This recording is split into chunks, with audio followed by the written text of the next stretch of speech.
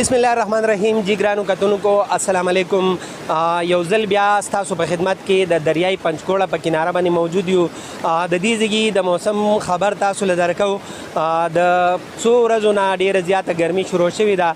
لږ ساعت مخکې ما چې کله د موسم صورتحال وکتو نو موسم ډېر زیات ګرم شوی دی او تقریبا 29-30 ډیګري سنټیګریډ ته دغه ګرمي رسېدلې ده. د ډېرو مشرانو نه موږ تپوسونه هم وکړل.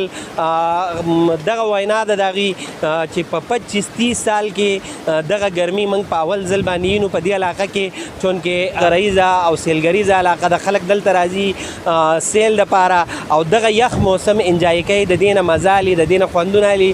خو څه ورځې دا موسم ډېر زیات ګرم شوی دی او خلک ډېر زیات تنګ شوي دي. ډېر خلک راځي د دې دریای پنجکوړه په خوا کې کینی او ډېر ماشومان په دې کې لامبي هم.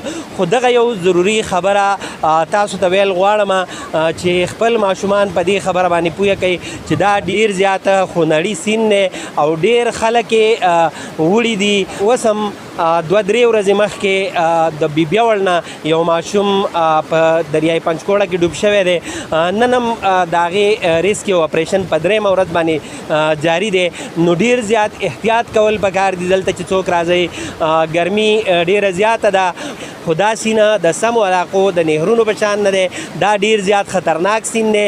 دلته به د خپل ژوند د خپلو ماشومانو د ژوند ډېر زیات خیال ساتئ ځکه چې دا ډېر زیات خطرناک سین دی.